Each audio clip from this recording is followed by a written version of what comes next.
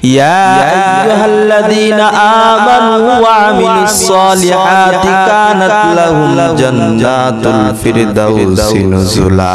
আল্লাহ বললেন বান্দারে দুনিয়ার জমিন থেকে যদি দুইটা কাজ করে আসতে পারো আমি আল্লাহ জান্নাতের উচ্চ মাকাম জান্নাতুল ফিরদাউস তোমাদের জন্য রিজার্ভ করে রাখবো।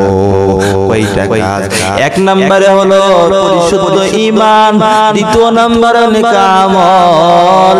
এক নম্বরে হলো কি পরিশুদ্ধ ঈমান, দ্বিতীয় নম্বরে হলো নেক আমল। এই বান্দা অন্তরে ঈমান পরিশুদ্ধ থাকবে আল্লাহ জান্নাতুল ফিরদাউসটা তোমার জন্য রিজার্ভ করে রাখবে। এই বান্দা নেক আমল সহি শুদ্ধভাবে করবা আল্লাহ তোমাদের জন্য জান্নাতের উচ্চ মাকাম জান্নাতুল ফিরদাউস দান করিয়া দিবে। এই দুইটা আমল করিয়া বান্দা দুনিয়া ত্যাগ করলে আল্লাহ জান্নাতুল ফিরদাউস তোমার আমার জন্য রিজার্ভ করিয়া রাখিয়াছেন। এর দুনিয়ার জমির মুসলমান এক নম্বরে ঈমান হলো, এক নম্বরে হলো পরিশুদ্ধ ঈমান। পরিশুদ্ধ ঈমান ছিলেন সাহাবায়ে কেরাম রাদিয়াল্লাহু তাআলা আনহুদের। সাহাবায়ে কেরাম রাদিয়াল্লাহু তাআলা তাদের এমন ঈমান ছিল, এমন ঈমান ছিল যে ঈমানের কারণে তারা আল্লাহ রাব্বুল আলামিনকে রাজি খুশি করিয়াছে। এই দুনিয়ার জমির মুসলমান তোমার আমার ঈমানের দিকে তাকাও, ভিতরে ঈমান আছে কিন্তু বাহ্যিক ভাবে ঈমান নাই।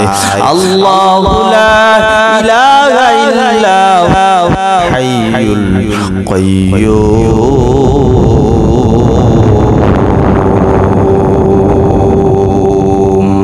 আল্লাহ চিরঞ্জীব চিরস্থায়ী, আল্লাহর লয় নাই ক্ষয় নাই, সব সময় কে আছেন আল্লাহ, এটা বিশ্বাস করা লাগবে রে বান্দা।